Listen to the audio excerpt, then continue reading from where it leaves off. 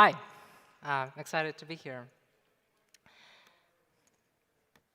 My name is Dan Abramov. I work as a software engineer at Blue Sky. We're building composable, open source social media, so check it out if you're into that kind of thing. But my talk is not about Blue Sky. My talk is about React, and it's called React for Two Computers. The first thing you should know about this talk is that this is a talk.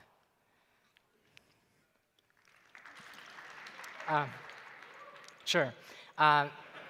It wasn't supposed to be a talk, so I thought that this would be a blog post. And I tried to write this blog post maybe like 13 times. I have a bunch of drafts that I never published. And I just couldn't quite figure out how to do it. And I realized later that it's just because this is just a different format. And actually, it makes more sense as a talk. So how is a talk different from a blog post? Well, a talk is a performance. So I'm standing here, I'm in front of you, I'm speaking things, doing things. I might mess it up, I'm a little bit nervous, but it's some kind of like live action. And there are things you can do in a performance that are hard to do in writing. But a talk is not just a performance. A talk is also a story. So I wrote some kind of a story, and I came here with this story, and so this is the thing that I'm presenting. So you could say that in a way, this talk is kind of like a collaboration between two people. So there's me, who's presenting right now here at the stage, given this performance. But there's also the past me, who has written this talk and the story for it. And me and the past me, we're never in the same room. Like we're kind of separated by time and space. Like the past me is somewhere in London, trying to figure out like what to write about, and the present me is here. But there is a kind of communication between the past me and the present me. So the past me has written a certain script for this talk, and the present me is using the script to kind of finish the performance, and then the talk is not ready until both of the stages are done. Sure. So this kind of relationship between past me and me, it's kind of similar to, there are like other kind of patterns of human relationships that follow the same structure. So one similar relationship is between the script writer and the cast of actors. So if like the script writer is working on like a TV show or a movie, or like a playwright for theater, like they write a play, and then that is the first phase of the process. But then the play isn't really played until the actors actually embody the story and like bring it to life and then connect to the audience. So it's kind of like a two-step process where the author and the actors communicate in one direction through text or some kind of a script. So this pattern exists in human relationships, but it also exists in computer relationships, if that is a concept. So the pattern I want to talk about today is like the relationship between the server and the client. And there are different kinds of servers and clients. People mean very different things by it. So I just mean server and client as not even necessarily machines, more like computer programs in kind of context of like traditional web development request-response model. So the client requests some page from the server, and then the server responds with something that the other computer should execute. So some kind of HTML and maybe some scripts within this HTML. And maybe if you think like of the word script a bit more metaphorically, like HTML is also kind of a script, right? Like it's like a programming language for what the computer should display. So the whole thing is kind of like a script. And so I want to dig into this a little bit, into this relationship. And so I've prepared a little example. So as everyone knows, the naming of cats is a difficult matter. So sometimes you need an app for that. So I built a little app. In case you need to name your cat, you just press. It already picks. It already picked the name for me. So I just press reveal, and I see, yeah, this is the name that is chosen for my cat. And the way this works is that there's an array, kind of hard-coded array of cat names, and I pick a random index from that array, and I take that cat name and display it in the document body. And so this is fine, but sometimes I don't really want to hard code, like let's say I don't want to hard code the list of cat names right here, because I want to have some kind of flexibility. So I want to be able to maybe fetch it from the database or read it from a file system, maybe ask ChatGPT. I don't know, like I want to have some kind of flexibility not to hard code the data that my application needs directly in my application. And so the way I would usually solve this is pretty traditionally, I would, I would have some kind of an API. So I'm gonna do like await fetch. I've already prepared an API called cat names, and I'm gonna get the JSON from that API, and I'm gonna read the cat names from that JSON. And so let's see what happens. I'm gonna refresh the page. Oh, I see there's an error. It says await is only valid in async functions. So yeah, I need to make this function asynchronous. So let's refresh again and press reveal, and it works. Yay! I didn't break anything. That's a milestone. So yeah, this works. Ship it. I can go now. But there is a little bit of a problem that I actually changed the behavior quite a little bit here, because now if I load the page, and let's say that my connection goes slow, so I'm gonna throttle it, and I press reveal, it's not instantaneous anymore. Like it takes some time to load because the data doesn't exist at the time the user interface is rendered. Like now I have to go get it from the API and wait for the response. And so maybe if I load the page and then my connection goes out, it will not appear at all. And in some cases, this is actually fine. In a lot of cases, this is fine because, for example, like if you click a link or you navigate to another tab, you kind of expect that, well, we're going to the server, like we're navigating, so we need to, fetch some information, so you expect some kind of a delay. Or if you're mutating some data, so like if you're saving settings or submitting a post or liking a picture or whatever, like you kind of expect, well, it's normal for these kinds of things to take time. But then we also want to have this kind of control over our user interfaces where we want to be able to say this particular interaction has to be synchronous. Like I want the data to already be there with that screen. I don't want to wait for it to kind of come later. Like I want to be able to ensure low latency for specific interactions. So how do we fix this? Any ideas?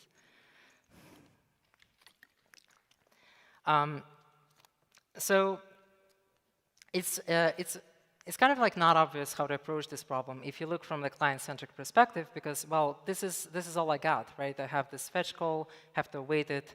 There's not much I can do there. So maybe one thing we can do is we can look at the server code.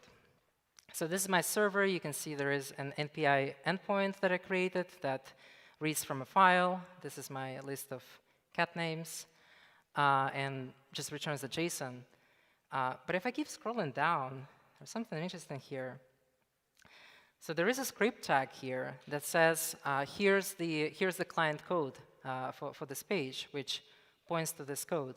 And just to kind of make it more visually obvious what is really happening in our program and how our program is really structured, I'm just going to copy and paste this. So I'm going to put the code of this client code inline into the script.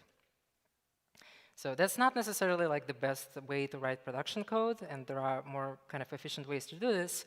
But for illustrative purposes, I think it really helps kind of explain what's going on in the code. And let's just refresh to verify that, yeah, the code still works. And so previously, I was looking at the server code and the client code as kind of two separate programs that talk to each other. They kind of pass messages to each other or like request stuff from each other. But now I'm kind of looking at it from a different perspective. So I kind of look at it as a single program that spans two different devices, that spans two different computers. It's like a program that's evaluated kind of in two steps. And now that I start looking at this code this way, I start spotting some like optimization opportunities and just opportunities to simplify it that I wouldn't have noticed otherwise. For example, again, we want to make this function synchronous. We want to make the click handler synchronous. So I'm going to remove this async, but I have these awaits, right? Like I gotta put them somewhere. Well, you know, in React, there's like this thing you sometimes do, which is called lifting state up, where you put the state into a parent component and then you pass it down. What if we could lift data up, and instead of lifting it to a parent component, we lift it up to a parent computer. So we'll lift it up to the server. So I'm going to just copy and paste this from here. I'm going to put it here. Interesting, it also became colorful. It was all green before.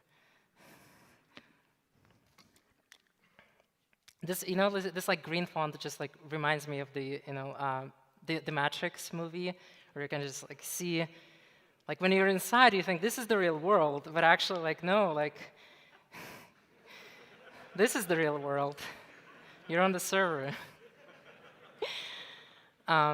Okay, so let's see if this worked. Bam, it doesn't work. Well, it doesn't work because I need to, now that this fetch is happening on the server, I need to actually specify, you know, what the host is, because it can't guess it, I guess.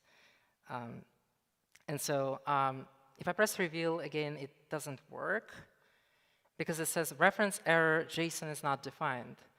So if we look here on the page, of course, I'm using this JSON variable, but it's actually defined here. And you know, if this was a regular kind of nested function, that would just work, right? Like that's just a closure. But what we're trying to do here is more like a closure over the network. That's weird. How do we make this work? Well, one way we could do this is, you know, what is the purpose of JSON? Like that's the stuff that you can send over the network. So this is a program that sends another program as a piece of text, as a string. So we can turn this JSON into a string in order to send it together with our program. So I'm going to call json.stringify. Yay, it works. And notice something interesting now is I load the page and I press reveal, and there is no network request. And the reason there's no network request is because, well, the data is already there. It's already on the page. So this is kind of an interesting way to think about client and server, and I'm just going to continue down this rabbit hole and see where it leads me. So the other thing I'm noticing is, okay, like when we hit the server and we want to serve this page, and the first thing that happens is that we call the API, but where does that happen? Well, we hit the same server that serves this API, it returns to JSON, and it returns it like this.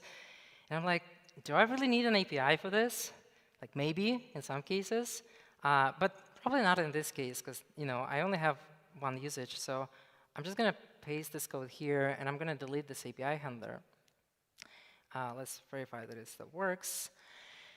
And you could say maybe, what about abstraction? Like, what about separation of concerns? But I can always, like, if I don't want to have this code in line here, I could always pull it into another file. I could put it into a module. I could give it a name. The API was not really enforcing separation of concerns or anything like this. So we still have tools to do this, and we can still extract this thing if we really want to do that. All right. I forgot what I'm supposed to do next.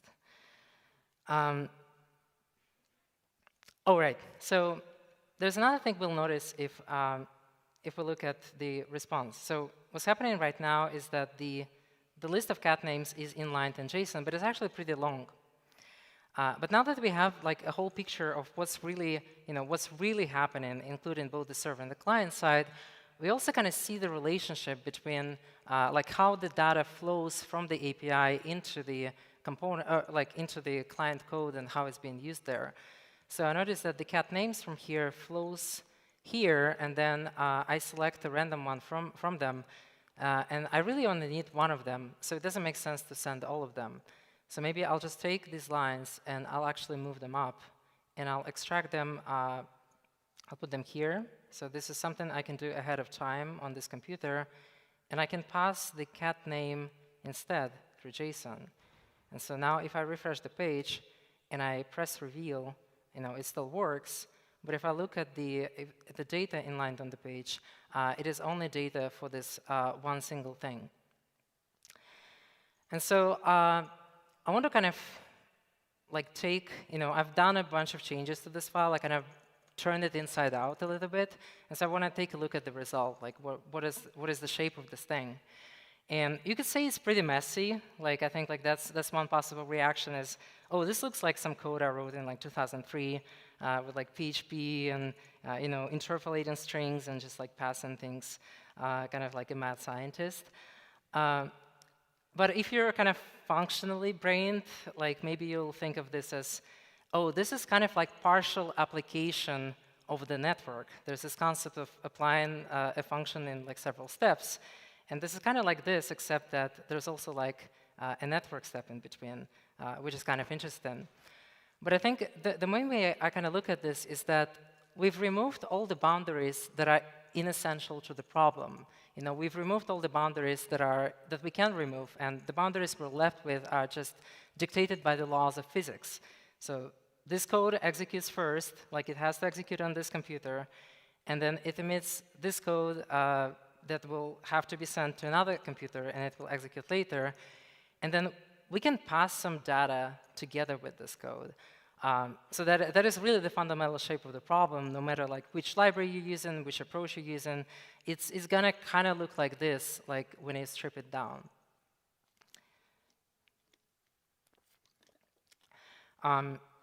So there are these like two different worlds. Like this code executes in one world, and this code executes in another world. And what I like about this is that there is a very clear separation of how the data flows through the application. But of course, I wouldn't actually want to write code like this way for two reasons. So one reason I wouldn't want to write it this way is just because I don't want to be writing code inside of a string. Like that doesn't make sense. I want to have like syntax highlighting. I want to have modules. I want to have type checking. So this is not really, something that I would like use in production. And the other problem with this code is it's probably going to get very complex very fast. So if I keep layering on more features, even if I want to display this button multiple times, I will have to add a bunch of stuff here. I will have to add a bunch of stuff there. And I would have to somehow like connect them together. So wouldn't it be nice if we had some way to split, like a function into other functions and like give them names that correspond to product features? Wouldn't it be nice if we had like a concept for this so that we wouldn't have to have this like single big function? So of course we have this concept, it's components. So maybe we can take a look at how code like this could look like in the component world.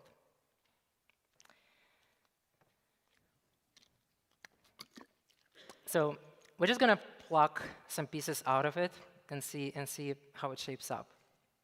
So the first thing you do with the component is you give it a name. So I'm going to call this one cat name generator, because that's what it does. It's going to be, I'm going to need to export that, and it's going to be an async function. And I'm going to need this read file thing. And I don't need this URL part, so like I'm really kind of zooming in on like this particular part. So I won't need the body tag. Like I just want this kind of focus on the logic of cat name generator. And so it's pretty clear that I'm going to need all of these pieces. So I'm going to copy and paste this. And then I'm supposed to do something with them, but I'm not sure what yet. So I'll wait a little bit. And then let's have a look. What do we have here? So there's a bunch of HTML stuff that like seems kind of irrelevant. But then this reveal button, like that is definitely a part of what I want to render. And it has a click handler, and this click handler depends on some information, actually. And one thing I want to do here is, so this information, this JSON, it's already known by the time any of this code in this inner world executes. So I can kind of pluck it out, and I can just put it here, because it doesn't matter. It's like available on load. And now that I kind of look at this, like I see here's like the input to this code, and it kind of looks like a React component with props. So I'm just going to put this as a prop here, and I'm going to copy and paste this event handler. Let's see, and I'm going to copy and paste this button. So this will be a button. This is JSX, it's not HTML, so I'm going to need to change the syntax a little bit. And I'm going to need to give this thing a name. So here it doesn't have a name. I'll just call it reveal button. And there's my button. So the next logical thing that I want to do is I just want to pass, I need to pass information from the thing in the outside to the thing in the inside.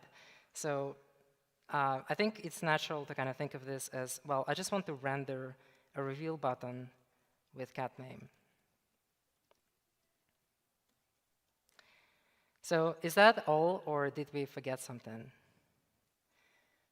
I think we forgot something. What about all this green stuff? Like there's something there, right? Like there's some kind of a hard boundary that is dictated by the laws of physics. That is, these really are two completely separate worlds. Like this code could execute much, it could execute on a different computer, it could execute much earlier, and just like, the past me who prepared this talk and the present me who's given this talk cannot be in the same room at the same time. These two components cannot be in the same file. It breaks the laws of physics. So what do? One thing I'm going to do is I'm just going to embrace the fact that these are really two different programs in a way. These are two programs that execute in separate environments at different points in time. I really shouldn't think of them as a single thing, which sounds contradictory to what I was saying before, but there is some kind of a hard boundary between them. And so if I think of, these are completely separate programs, so like this program executes on the server, and if it imports something, then that will also be there. And then this is the stuff that executes in the browser. If it imports something, it will be there. Well, how do I pass information between them? So how do I pass information here? Like here, I kind of enter a string. There's like a place where I go from one world into another, and I can carry something with me. I can carry some data with me as I do that. And so what if there was a way to say, yeah, these are two separate programs, but you can open a door between them, and this door only works in one direction. It lets you pass things from the past into the future, and only things that can be turned into text or JSON or serialized can pass through them. So let's add a door. So this is the door. This is the green stuff. Like in Matrix, like when you're outside, you look at these green screens and you don't understand what's going on. But then when you're inside the Matrix, you kind of like, everything looks normal. So we've just entered the Matrix. So yeah, let's verify that this actually works. So I'm using Next.js here, but this example would work in any framework that supports React Server components. And I have the reveal button here. I press it, I see the result. And again, let's verify that it actually works like we expect. So I refresh the page, I press reveal. There is no extra network request because all the server part, it has already executed. And if we look at the HTML, there's a bunch of stuff here, but somewhere here there are props with the cat name. So this is the stuff that gets passed through the door.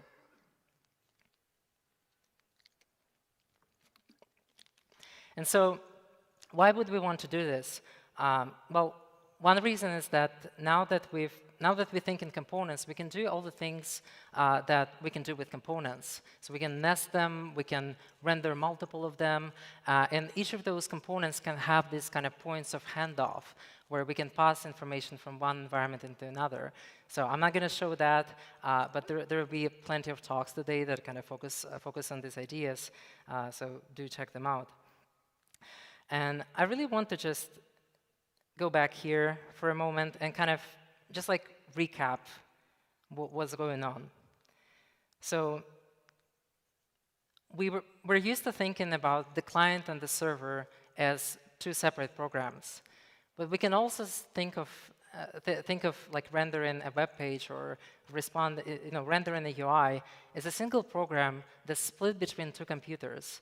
And when we look at kind of vanilla JS representation, the way this works is that this part executes in the server world, and then it emits a program that will execute in the client world. And there is kind of like a hole through which we can pass information, but only things that are kind of can serialize to JSON can pass through that hole. And so the program is complete after both of these phases have run. And so if we look here in the React version, again we have the server, we have the part that lives in this world, and it can prepare a bunch of data, and then it can choose. There is a door here, so not every module would have a door, but if there is a door, this module is kind of saying, I can accept props from the server. I can accept props not just from above, but from capital letter above. Like I can accept props from the past, from another computer. It's like an information wormhole. Like this is kind of the second stage of this program. Like this is a program with two stages. One thing that's kind of interesting here is that actually, for practical reasons, on the server you want to run both stages because you want to generate the initial HTML. So you run this stage with the initial state, and then that gives you HTML. But then on the client, you might want to, this is the part that can update and re-render in response to state changes. So you kind of think of this as like, this is a program for two computers, and this is the first step, and this is how it says, this is what you're going to do next. And this is, this is the code, and this is the data that this code needs without going back to the server so that it's available immediately.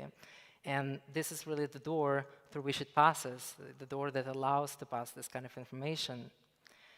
And so I have worked on this talk, and so that was the first phase of the process. And now I have given this talk, and this is the second phase of the process. And now the computation is complete. Thank you.